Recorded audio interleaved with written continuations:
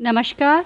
जैसा कि हमने पिछली वीडियो में कबीरदास जी के बारे में पढ़ा था, अगर आपने इस वीडियो को नहीं देखा है तो आप उसको जाकर देख सकते हैं। उसका लिंक मैं आपको वीडियो के नीचे दे दूंगी। आज हम तुलसीदास जी के बारे में पढ़ेंगे कि तुलसीदास जी का जन्म कहाँ पर हुआ था। तुलसीदास जी का जन्म सन 1532 ईस्वी में उत्तर प्रदेश के बांद्रा जिले के राजपुरा गांव में जन्मे थे। इनके पिता का नाम आत्माराम दुबे था, माता का नाम हुलसी देवी था। इनका बचपन बहुत मुश्किलों में बीता।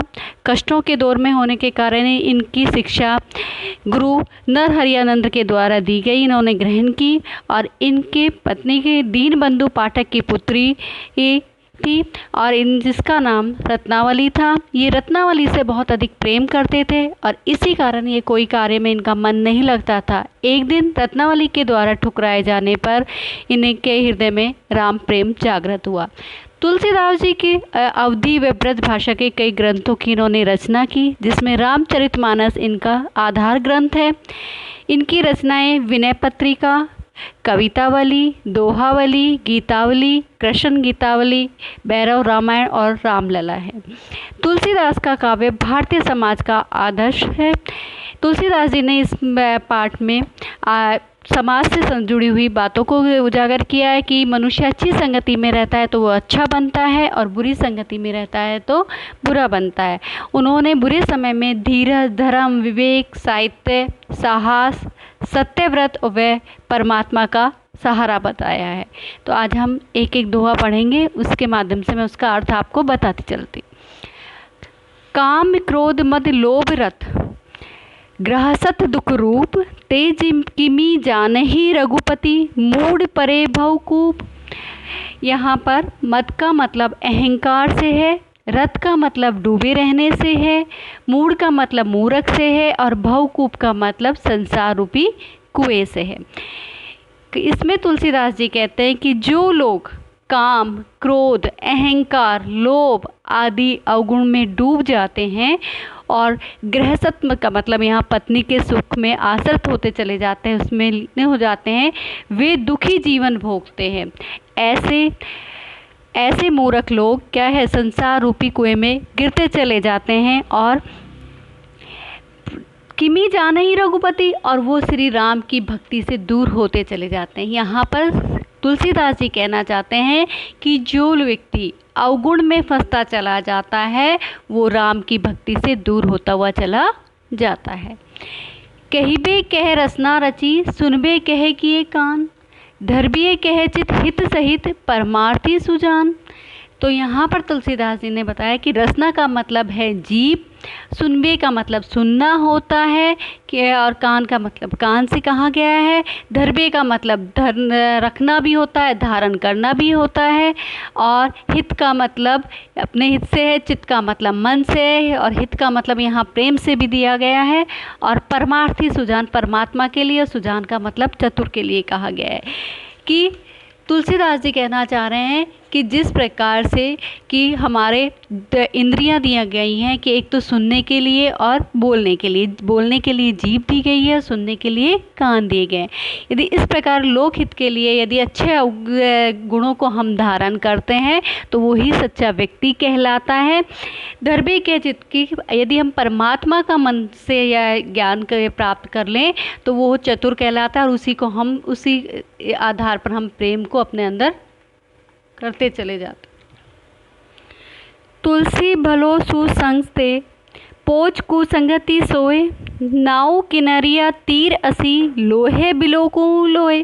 तो यहाँ पर नाव का मतलब नाव से दिया गया, तीर का मतलब तट से दिया गया, सुसंग का मतलब अच्छी संगति से दी गया, पोच का मतलब खराब से दिया गया और कुसंगति मतलब अच्छी संगति ना होना। लोहे का मतलब लोहा से दिया गया और लोई का मतलब लोक से दिया गया है और बिलोक का मतलब देखों से दिया गया है। कि तुलसीदास जी कहते हैं कि अच्छी संगति में रहेंगे, सुसंग मतलब अच्छी संगति में रहता है तो व्यक्ति अच्छा बनता चला जाता है, और कुसंगति सोए, पोच मतलब खराब संगति होती है तो व्यक्ति खराब बनता चला जाता है। इसमें बताया गया कि नाव किनरिया तीर, कि नाव की संगति से लोहा भी किनारे पर पहुंच जाती है, लोहा भी किनारे पर पहुंच जाता है। इसी तरह उन्होंने उदाहरण दिया कि एक लोहा है, उसके 3 रूप से है कि पहला तो है कि वो यदि नाव के साथ लगता है तो वो तट पर पहुंच जाता है। दूसरा कि अगर वो सितार में लगता है तो मधुर संगीत पैदा करता है। और असी यदि मतलब तलवार के अंदर लगता है तो वो घातक हथियार बनता चला जाता है। तो यहाँ पर संगति के रूप में उन्होंने बताया कि किस तरह से संगति आपकी अच्छी, अच्छा व्यवहार है लोगों के साथ तो आपकी अच्छी संगति बनती चल जाती है, और खराब संगति है आपकी तो आप खराब बनते चले जाते हैं। राम कृपा तुलसी सुलभ, गंग सुसंग समान, जो जल परे को जन मिले, कीजिए आपू समान। यहाँ सुलभ का मतलब आसानी से दिया गया है, सुसंग का मतलब सुसंगति से दिया गया है, और आप का मतलब आप अपने से दिया गया है। कि तुलसीदास जी कहना चाह रहे हैं कि जहाँ प्रभु की का आधार मिल जाए, प्रभु की भक्ति मिल जाती है तो वहाँ सारे काम सुलभ आसानी से होते चले जाते हैं। गंग सुगंध समान, और वो गंगा के समान होते हैं। जिस प्रकार से जो जल परे जो जन मिले, कि अगर एक व्यक्ति जल में डुबकी लगाकर बाहर निकलता है तो कहा जाता है कि वो पवित्र बन गया है। इसी तरह से दूसरा उदाहरण देखिए आप, कि यदि बहुत सारा जल है और उसमें थोड़ा सा गंगा जल डाल दिया जाता है तो वो पवित्र माना जाता है। उसी तरह से यदि आपकी संगति अच्छी है तो और आपकी ईश्वर में भक्ति है तो वो आप अच्छे बनते चले जाते हैं। तुलसी या संसार में भांति भांति के लोग, सबसो हिलमिल चाहिए नदी नाव संयोग। कि तुलसीदास जी कहते हैं यहाँ पर कि इस संसार में भांति भांति मतलब अनेक अनेक प्रकार के लोग रहते हैं। सबसो हिलमिल कर चाहिए कि सबके साथ हिलमिल कर सबके साथ अच्छा व्यवहार करना चाहिए। नदी नाव सहयोग, कि जिस प्रकार से नदी नाव है बिना नदी के सहयोग से पार नहीं कर सकती, तट पर किनारे पर नहीं लग सकती, उसी प्रकार से आप इस संसार में रहते हैं तो सबके साथ हिलमिल कर रहना चाहिए, तभी आप संसार में रह पाएंगे। तुलसी पावस के समय धरी कोकिला मौन, अब तो दादुर बोले हमें पूछे कौन। यहाँ पावस का मतलब है बरसात ऋतु से, और कोकिलन का मतलब है कोयल से, दादुर का मतलब है मेंढक से, और मौन का मतलब है चुप रहना। कि तुलसीदास जी कहते हैं कि जब बरसात ऋतु होती है तो कोयल क्या हो जाती है, चुप हो जाती है, मौन हो जाती है। क्योंकि अब तो दादुर कि जब बारिश की ऋतु होती है तो मेंढक बोलने लग जाते हैं, तो वो कहती है कि हमें अब पूछेगा कौन। तो कहने का तात्पर्य ये है कि जब दुर्जन व्यक्ति मतलब कार जो कि गलत आदतों के व्यक्ति हैं उनकी पूछ होने लग जाती है तो सज्जन व्यक्ति अपने आप को चुप कर लेते हैं। वो कहते हैं कि अब हमें मौन रहना ही हमारा श्रेष्ठ है, क्योंकि हम मौन रहेंगे क्योंकि उनका बोलबाला ज़्यादा है। इस वजह से उन्होंने ये बात तुलसीदास जी ने कही है। तुलसी असमय के सखा, धीरज धर्म विवेक, साहित्य साहस सत्य व्रत, राम भरोसा एक।